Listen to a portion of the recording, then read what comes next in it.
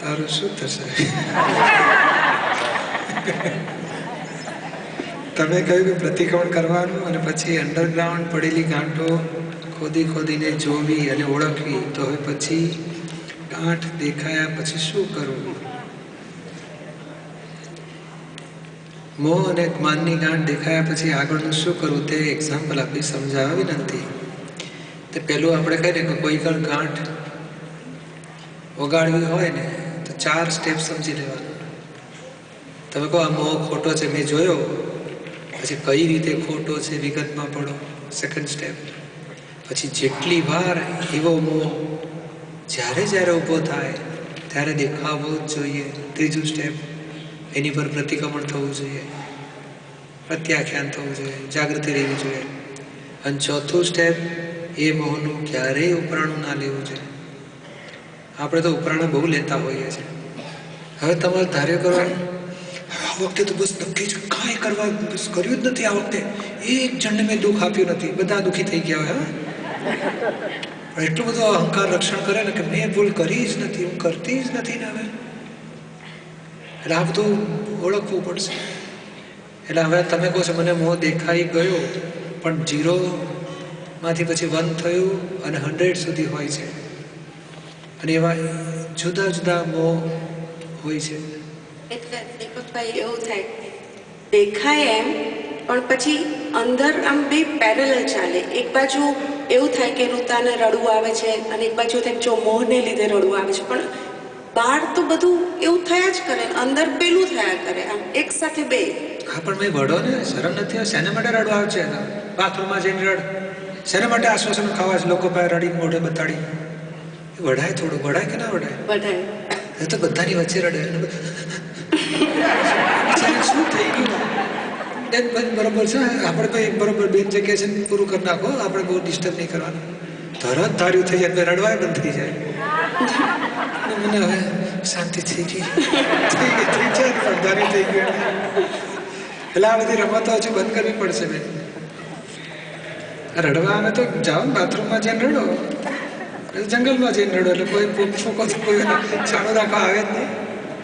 એટલે આ બધું હજુ કળા જ છે બેન. એને મોહ પૂરો કરવો છે. એ આ કપટની ગાંઠ તોડ્યા વગર છૂટકો જ નથી. આપણે હજુ બહુ ડાળા પાંદડા ઓળખીએ છીએ, મૂળિયા સુધી જવાનું બહુ મોટું કામ બાકી છે.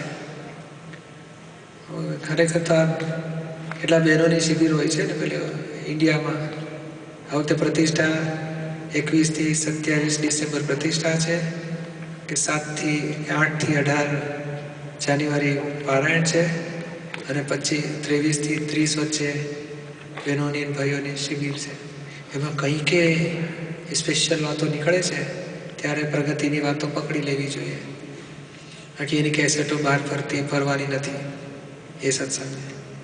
કારણ એ બધું મેળ નહીં બેસે. સમજાવું જ આ કૃપાથી સમજાય ને મેં પ્રત્યક્ષથી સમજાય એવી છે વાતો બધી. એટલે આ બધું આપણને ખબર પડે છે મોહને માનની ગાંઠો, પણ એની પાછળ હજુ બીજી છે કપટની ગાંઠ, અને કરતા ધાર્યું કરવાની ગાંઠ, પછી ગર્વરસ ખવાય છે. એટલે આ બધા શું છે, ઘણા બધા દોષો હોય છે, અને બધા દોષોના પાછળ કે બધું બહુ મોટો પુરુષાર્થ કરવો પડશે. અને તમને આમ એક બાજુ રડવું આવે છે, તમે કશું ચલાવો છો ને પાછા આરામથી. એટલે એ બધા દોષો હજુ શું છે, આરામથી જમે છે આપણી થાળીમાં. હવે જોઈએ ખરા કે આ જમી ગયો પણ કશું નથી કરી શકતા. એટલે હજુ જોર કેટલું છે, ચિકાશ કેટલી છે. એટલે અંદર પેલું બતાવે કે આ ખોટું કરે છે, ખોટું કરે છે, તોય બંધ ના થાય, બંધ ના થાય દવા. હા પણ પેલા ખબર જ નથી પડતી, એમાંથી આ એકડો માંડ્યો. હવે એ ધ્યેય એટલે જાગૃતિ એનું નામ કહેવાય, અથવા તો ખરો પરાક્રમ પુરુષાર્થ એનું નામ કહેવાય કે ધ્યેય પ્રમાણે ધ્યેયથી ઊંધું થાય છે ખબર પડે ને તરત ફેંકી દેતા વાર ના લાગે. આ તો ધ્યેયથી ઊંધું થાય છે પણ એ અમલ કરી જાય છે ને હજુ પ્રકૃતિ. માટે હજુ બહુ ચીકણો દોષ છે, સમજી જજો. બહુ પાતળું થાય ને આમ વાળી શકાય એવા દોષ થવા જોઈએ. આમ ખબર પડે કે ભાઈ આજે ઉપવાસ જાણે મને આમ ફ્રીજ તરફ ગયા ને ખોલીને ખાવાની વૃત્તિ થઈ, આ તો ઉપવાસ છે. પછી શું કરે, ફ્રીજ બંધ કરી ચાલવા જ માંડે. આ તો ફ્રીજ આખું ખોલે, બધી વસ્તુ અડે, ચાખે. હું ક્યાં ખાઉં છું, ચાખું છું કે છે ત્યાં સુધી કે પછી પ્રકૃતિ જોર કરી પછી કે છે હું ઉલટી કરી નાખીશ, પણ મારે કંઈ ખાવું જ નથી, પેટમાં ના જાય એવું ના ઉપવાસ ને. આપણે તો મોઢા મુકામ શું વાંધો, એમ કરી નડી નાખે મને. એટલે આવી ભારે પ્રકૃતિ છે આપણી ઘોટાળાવાળી. એટલે બહુ જાગૃત રહેવા માંગીશ. પણ આ ખબર પડી એટલે તમે સ્ટડી કર્યો કે મારા ઘરમાં ઉદય છે, બંધા છે, કર્યું કશું તો કે ના હું તો સુઈ ગઈ પછી નિરાતે. અને તે 12 મહિના 2-3 વખત ખબર પડતી હોય છે, પછી પાછા ઊંઘી જઈએ આપણે. એવું ના ચાલે. મેં સાફોલિયું મેં 3 ફૂટનું હોય, ખબર પડી એટલે કેટલી વાર ઊંઘ આવે પછી? વસ્તુ એના જેવું જોખમ છે. એક અવતારના મરણ માટે કેટલું જાગૃત રહીએ છીએ. આ તો અનંત અવતારનું મરણ, આત્માપણાનું. એટલે બહુ જાગૃતિ રાખવા માગીએ છીએ. હજુ તો આપણે કહે ને કે ધીમે ધીમે લઈશું. એમાં પહેલું સ્ટેપ આ લાવો કે કોઈને દુઃખ ના થાય એવો વ્યવહારમાં આવો. એવું થાય છે ખરું? દુઃખ થઈ જાય છે બધા. હા, એ પુરુષાર્થ એ 0% થઈ જવું છે. કોઈને દુઃખ થાય ને એ હજુ મોક્ષને લાયક જ નથી. આપણે સમજતા જ નથી મોક્ષે જવું છે. કારણ સંસારની એટલી કિંમત મૂકી છે તો જ બીજાને દુઃખ અપાઈ જાય છે. ખલાસ થઈ ગયું. જો પ્રગતિ દાદા કીધું ને, 6ઠ્ઠી આપતાણીમાં ઠોકીને એક જ વાત કરી છે કે સાસુ બહુ પછી જો છોકરાને બંને પછી નરકી જાય હો આરામથી. કેમ તો કે કચકડા કરીને વેર ઝેર બાંધીને બેવ નરકી જાય. એ દાદા છોકરાને પરણાવીને જો નરકે જવું તો પરણાવજો, પછી ઝઘડા કરીને દુઃખી થઈને જાજો નરકે. શું કામ? તો શું જ બસ અહંકાર, પોતાનું મારું ચલણ ટકવું છે, પેલી જાણ મારું ચાલવું છે. મોક્ષે જવાનું લક્ષણ છે આ? તમારે સંસારમાં ચલણો ચલાવવા છે? હા, બીજાને શાના માટે દુઃખ આપી રહ્યા છો? માન માટે ધાર્યું કરીને, મોહ માટે? કઈ વસ્તુની સંસારની કિંમત છે કે જેને લીધે બીજાને દુઃખ આપવાની જરૂર પડે? પણ આપણે જો કિંમત સમજાતી જ નથી મોક્ષની. એટલે આ બધું ચાલ્યું જ તોફાન. છોકરાને સુધારવાને, છોકરીને સુધારવાને, ધણીને સુધારવાને કેટલા કકડાટો. અને પાડોશી છોકરા ઊંધા જતા હોય તો કશું નહીં, એ તો એની છે ને, મારે શું? એટલે આ ક્યાં આપણું સમજણ જ આપણી કાચી પડી જાય છે. બીજાને દુઃખ અપાય છે. પછી કોઈના માટે નેગેટિવ તો થવા જ ના જોઈએ. આમ દુઃખ નથી આવતું, પાર વગરના નેગેટિવ હોય તો સમજી જજો કે હજુ કાચા છીએ આપણે. તમે સમજાવો ને તો બધું, અને બુક વાંચીએ ને તો એમ થાય કે હા બરોબર છે, બરોબર છે, પણ પ્રેક્ટિકલમાં કંઈ ના થાય. ના, એટલે વાત સાચી છે. સમજણમાં આવ્યું કે આ મારો ધ્યેય છે, પણ ધ્યેય પ્રમાણે વૃત્તિઓ વશ રહેતી નથી. ધ્યેયથી વિરુદ્ધ જઈ રહી છે.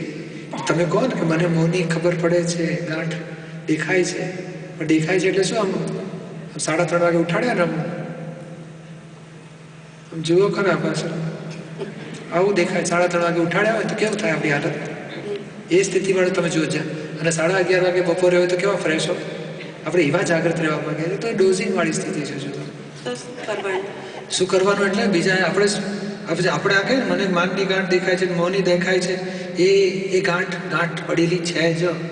એનું સ્થૂળ એ ગાંઠમાંથી જે પાંદડા ઉગીને બીજાને દુઃખ આપો છો ને, ત્યાંથી પાછા ફરો. એક ધ્યેય પેલો 5 લેવલ નક્કી કરેલા કે બીજાને દુઃખ અપાય છે, એ લેવલ બંધ થઈ જવું છે.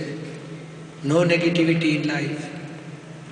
બીજાના દોષ દેખાવા, બીજાને દુઃખ અપાવવું, બીજાના નેગેટિવ જોવા, એ પહેલું લેવલ બંધ થઈ જવું છે. પછી બીજું કોઈનાથી આપણને ભોગવટા બંધ થઈ જવા છે. પોતે દુઃખી થવું ને હજુ બીજું લેવલ છે.